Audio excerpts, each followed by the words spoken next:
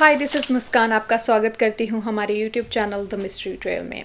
तो आज की वीडियो का जो टॉपिक है ये एक बुक से निकला जो मैंने करीब 10 से 15 दिन पहले पढ़ी थी। उसमें एक्चुअली डिफरेंट कल्चर्स के बारे में लिखा हुआ था, डिफरेंट हिस्टोरिकल इवेंट्स के बारे में लिखा हुआ था।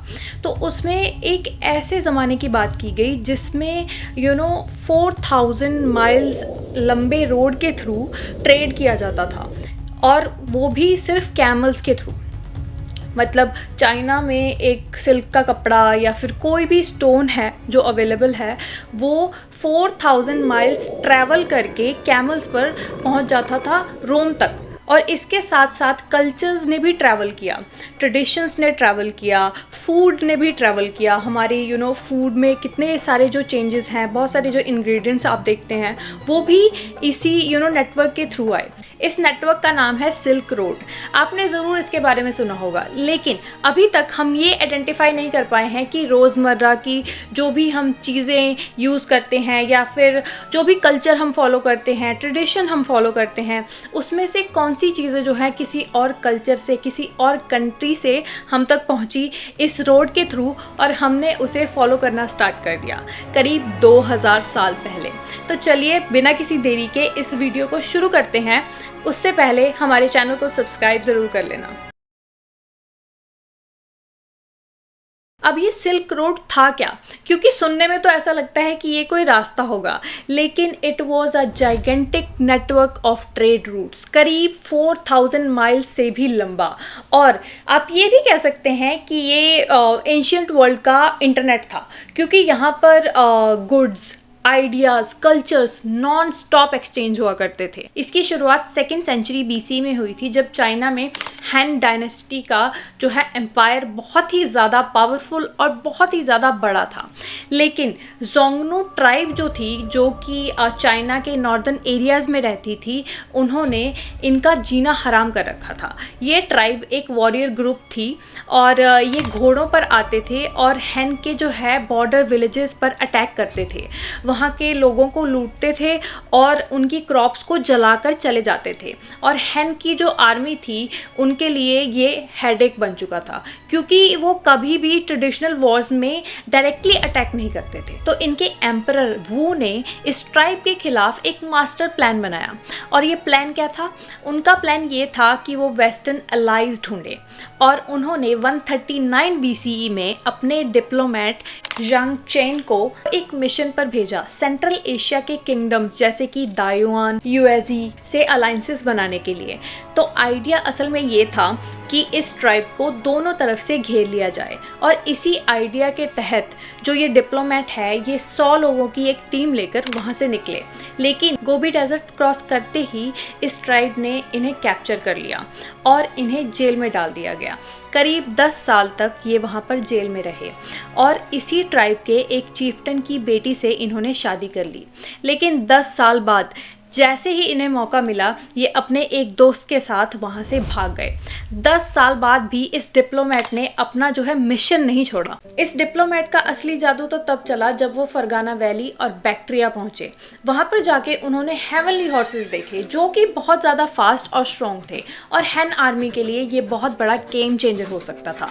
इसके बाद उन्होंने वहाँ के किंगडम्स को कन्विंस कर लिया कि चाइना के साथ ट्रेड किया जाए, जो कि बहुत ज़्यादा आसान नहीं था, लेकिन उनकी जो टेक्निक्स थी उनकी वजह से ये पॉसिबल हो पाया। इन्होंने चाइनीज गुड्स जैसे कि सिल्क, जेड और आयरन के सैंपल्स दिखाए। अब क्योंकि जेड की जो स्पिरिचुअल वैल्यू है वो बहुत ही ज़्यादा है, क्योंकि इसे स्टोन ऑफ हेवन भी कहा जाता है, और जो सिल्क ये प्रोड्यूस करते थे उसकी जो शाइन थी वो बहुत ही ज़्यादा बड़ा हिट थी। और साथ ही साथ इस डिप्लोमेट की जो पिच थी वो हमेशा म्यूचुअल बेनिफिट वाली थी।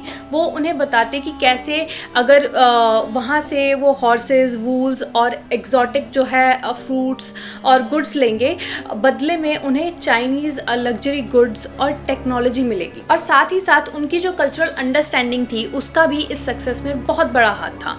अब क्योंकि इस डिप्लोमेट ने करीब 10 साल ज़ेंगनू ट्राइब की एक जेल में बिताए थे, तो अब उन्हें जो नोमैडिक कल्चर था वो समझ आने लगा था, वो सब कुछ सीख चुके थे। अब यहाँ पर उनका फ़ायदा ऐसे हुआ कि किंगडम्स के साथ उनका ट्रस्ट बिल्ड करना बहुत ज़्यादा ईजी हो गया। इन्होंने ट्रेड रूट्स पर के खिलाफ एक मिलिट्री सपोर्ट भी ऑफर किया और इसके बाद 126 BC में वो वापस चैंगियन आ गए और यहाँ पर आकर उन्होंने अपने एम्परर को सेंट्रल एशिया की पोटेंशियल ट्रेड की जो है रिपोर्ट दी और ये रिपोर्ट देखकर एम्परर हैरान रह गए और ये जो रिपोर्ट थी ये सिल्क रोड का ब्लूप्रिंट भी बनी। अब आते हैं ज़ेंग चैन के सेकंड मिशन पर। एक्चुअली हुआ यूं कि 115 BC में उनके एम्परर वू ने उन्हें दोबारा से सेंट्रल एशिया भेजा ताकि इस बार इस ट्रेड रूट का जो ऑफिशियल इस्टेब्लिशमेंट है वो हो सके और साथ ही वो ये भी चाहते थे कि हैन डायनेस्टी का जो इन्फ्लुएंस है उसे भी एक्सपेंड किया जा सके और उनका जो मेन मिशन था वो ये था कि दायुआन, कांगजू और वूसन जैसे किंगडम्स के साथ एक फॉर्मल ट्रेड एग्रीमेंट बनाया जाए और साथ ही साथ उनका एक और गोल भी था कि ये जो ट्राइब है इसके खिलाफ भी एक स्ट्रॉन्ग पार्टनरशिप जो है डेवलप की जाए। लेकिन वो अपने लास्ट मिशन के एक्सपीरियंस से कुछ सीख कर इस बार पूरी तैयारी से वहाँ गए। उनके साथ इस बार एक बहुत ही ज़्यादा बड़ा डेलीगेशन जा रहा था। हंड्रेड्स ऑफ सोल्जर्स, कई डिप्लोमेट्स, ट्रेडर्स उनके साथ गए और साथ ही साथ कुछ बेशकीमती गिफ्ट्स भी वहाँ के किंग्स के लिए ताकि उन्हें अप्रोच करना इजी हो। यहाँ पहुँचते ही उन्होंने वहाँ के किंग से हॉर्सेस के बदले जेड और सिल्क का जो ट्रेड है उसकी टॉक स्टार्ट कर दी और साथ ही साथ चाइनीज़ कल्चर जैसे कि टी सेरेमनीज, कॉन्फ्यूशियन वैल्यूज़ और जेड आर्टिफैक्ट्स को भी प्रमोट करना स्टार्ट कर दिया। इससे वहाँ के जो एलीट लोग थे वो बहुत ही ज़्यादा अट्रैक्ट हो गए। उसने बुद्धिज़्म के अर्ली साइंस भी देखे जो कि बाद में सिल्क रोड के थ्रू चाइना आया। अब बात करते हैं रूट मैपिंग की। तो ज़ेंग चैन ने बहुत ही ज़्यादा इजी और एफिशिएंट जो है रूट मैप चूज़ किया था जो कि कनेक्ट करता था चैंगियन को कशगर, ताशकंद और समरकंद। उन्होंने ओसिस टाउन जैसे कि डुनहोंग को as a trade hub develop करने का सजेशन भी दिया लेकिन उनके लिए अभी भी बहुत चैलेंजेस बाकी थे क्योंकि ज़ेंगनू जो ट्राइब थी उनके थ्रेट्स अभी भी थे। इसके बाद इस डिप्लोमेट ने एक स्ट्रेटजी लगाई। उन्होंने हैन मिलिट्री के एस्कॉर्ट्स और लोकल गाइड्स को यूज़ किया। उसने अपने ज़ेंगनू एक्सपीरियंस को यूज़ कर एक सेफ पैसेज नेगोशिएट किया।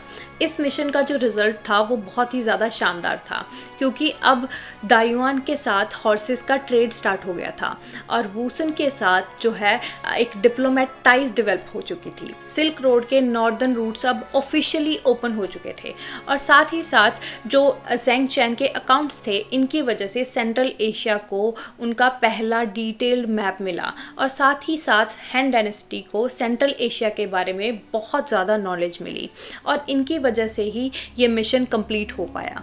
लेकिन वापस आते वक्त 113 BC में इनकी डेथ हो गई। रोमन एम्पायर के टाइम सिल्क रोड अपने पीक पर था क्योंकि हैन डायनेस्टी ने इसके जो है रूट्स सिक्योर कर लिए थे और उसके बाद आई टैंग डायनेस्टी जिसने साउदर्न जो है रूट्स उनको भी एक्सपेंड कर लिया। लेकिन इस रूट को सेफर बनाया मंगोल्स ने। लेकिन ईयर 1400 में वास्को द गामा और ज़ेंग ही ने ओवरलैंड ट्रेड को ओवरटेक कर लिया और साथ ही साथ मंगोल एम्पायर के जो कोलैप्स हैं और पॉलिटिकल इंस्टेबिलिटी की वजह से सिल्क रोड ठंडा पड़ गया। सिल्क रोड एक मल्टीलिंगुअल हब था जहाँ पर हर तरीके की भाषा जैसे कि चाइनीज़, अरेबिक, पर्शियन और ग्रीक में डील की जाती थी। चाइना ने 3000 साल तक सिल्क की जो फार्मिंग है उसे सीक्रेट रखा और साथ ही साथ जेड को स्टोन ऑफ हेवन बोलकर वो ज्वेलरी में भी यूज़ करने लगे और उन्होंने उसे भी ट्रेड करना स्टार्ट कर दिया। इसके साथ साथ उन्होंने silk, iron, paper, gun powder, T, porcelain और साथ ही साथ कंपास का भी ट्रेड किया। कंपास नेविगेशन के लिए एक बहुत बड़ा गेम चेंजर था और साथ ही जो पेपर था उसने नॉलेज में एक रिवॉल्यूशन किया और जो बुद्धिज़्म है वो भी चाइना में वापस आया मॉन्क्स के थ्रू जैसे कि शंगजंग जो कि 629 CE में इंडिया से स्क्रिप्चर्स लाए थे। जैसे कि मैंने पहले मेंशन किया कि चाइना ने जो सिल्क फार्मिंग थी या फिर सिल्क मेकिंग का प्रोसेस था उसे 3000 साल तक सीक्रेट ही रखा था और सिल्क उस वक्त इतना वैल्यूएबल था कि जो रोम के सेनेटर्स थे उन्हें अपने खजाने खाली करने पड़ते थे इसे खरीदने के लिए। लेकिन चाइना के जो एम्परर्स थे वो जेड के साथ इसे एज डिप्लोमेसी गिफ्ट फ्री में दे देते थे। तो 550 BC में बिजेंटीन एम्परर जस्टिनियन ने 2 नेस्टोरियन मॉन्क्स को चाइना भेजा। ये दोनों ही सिल्क का जो एग है और साथ ही मलबेरी के सीड्स हैं उन्हें बैम्बू केन्स में छुपाकर सेंट्रल एशिया के डेंजरस रोड से और रास्तों से क्रॉस होते हुए वापस आए और बिजेंटियम में सिल्क की इंडस्ट्री शुरू की। सिल्क रोड के थ्रू सिर्फ गुड्स और ट्रेडिशंस ही नहीं बल्कि एक बहुत ही डेंजरस बीमारी ईयर 1300 में जिसका नाम था ब्लैक डेथ वो भी स्प्रेड हुई। ये बैक्टीरिया रैट्स के फ्लीज में पाया जाता था और ये 1346 में Mongol sage of Kafa port में इन्फेक्टेड बॉडीज के थ्रू ये जो बीमारी है ये यूरोप में एंटर हुई। ईयर 1347 में जेनोइज शिप्स इटली पहुंचे। तब तक 30 to 50% पॉपुलेशन यानी कि 50 मिलियन के करीब लोग वाइप आउट हो चुके थे। लेकिन चाइना के हर्बल रेमेडीज और अरब के क्वारंटाइन प्रैक्टिसेस इस बीमारी का एक सोल्यूशन बने। Marco Polo. वैसे तो मार्को पोलो इस पूरी कहानी का मेरा फेवरेट पार्ट है। इन पर एक अलग से वीडियो बनाई जा सकती है, इनकी इनोवेशंस, इनकी जो एडवेंचर्स हैं। लेकिन मार्को पोलो जब 17 साल के थे तब वो अपने फादर और चाचा के साथ सिल्क रोड के एक ट्रैवल पर निकले थे और वहाँ पर वो पहुँचते हैं कुबैल खान के कोर्ट में जहाँ पर उन्होंने 17 साल काम किया। Chinese innovation, printing, paper money, Z, places, बहुत कुछ देखा उन्होंने। और ईयर 1295 में जब वो वेनिस में वापस आए तो उन्होंने इस पूरे ट्रैवल पर एक बुक लिखी और पूरे यूरोप को शॉक कर दिया। सिल्क रोड के सुपर हीरोज थे ये कैमल्स, क्योंकि ये एक बार में करीब 500 पाउंड्स तक का वेट कैरी कर सकते थे और वीक्स तक बिना पानी के चल सकते थे। रेगिस्तानों को क्रॉस करते हुए ट्रेडर्स इन कैमल्स पर ही डिपेंड करते थे। एक कैमल का जो कैरावन था वो करीब 30 से 40 दिनों में 1000 माइल्स कवर कर लेता था। चाइनीज नूडल्स ने इटालियन पास्ता को इंस्पायर किया, क्योंकि जो चाइना का नूडल्स का कल्चर है वो करीब 4000 साल पुराना है। और जब मार्को पोलो ने चाइनीज़ नूडल्स डिशेस का जो जिक्र अपनी किताब में किया उसके बाद इटालियन मर्चेंट्स उससे इंस्पायर हुए और उन्होंने पास्ता बनाया। और इसके बाद ही 9th सेंचुरी में अरब्स ने व्हीट पास्ता को इंट्रोड्यूस किया। अब सबके माइंड में एक क्वेश्चन तो ज़रूर आता है कि आज का सिल्क रोड कैसा है। एक्चुअली ईयर 2013 में चाइना ने एक इनिशिएटिव स्टार्ट किया था जिसमें उनका जो गोल था वो ये था कि जो सिल्क रोड है उसे हाईवेज, रेलवेज और पोर्ट से रिवाइव किया जा सके। ये जो प्रोजेक्ट है ये करीब $1 ट्रिलियन का प्रोजेक्ट है और करीब 140 प्लस कंट्रीज को एक दूसरे से कनेक्ट करता है। लेकिन क्रिटिक्स कहते हैं कि ये कोई चाइना का डेड ट्रैप डिप्लोमेसी है। सिल्क रोड की जब भी बात की जाती है तो हमेशा ऐसे रेफ़र किया जाता है कि उसके थ्रू सिल्क, जेड और स्पाइसेस जो हैं उन्होंने ट्रैवल किया। लेकिन ये इतना बड़ा ग्लोबल नेटवर्क था कि इसके थ्रू बुद्धिज़्म, इस्लाम, Christianity, gunpowder, compass, chess, ये सारी चीज़ें वर्ल्ड को मिली। चाइनीज़ नूडल से हमें पास्ता मिला, आयुर्वेदा से हमें मेडिसिन्स मिली। ये सब कुछ सिर्फ सिल्क रोड के थ्रू हुआ। और तो और आज हम जो म्यूज़ियम में जेड स्टोन की जो कार्विंग्स देखते हैं वो भी सिर्फ सिल्क रोड की वजह से। इस वीडियो में आपका फेवरेट पार्ट कौन सा था वो कमेंट्स में ज़रूर बताना और लाइक, शेयर और सब्सक्राइब ज़रूर कर लेना। और मैं मिलूँगी आपसे अगली वीडियो में। तब तक अपना और अपने परिवार का ध्यान रखें।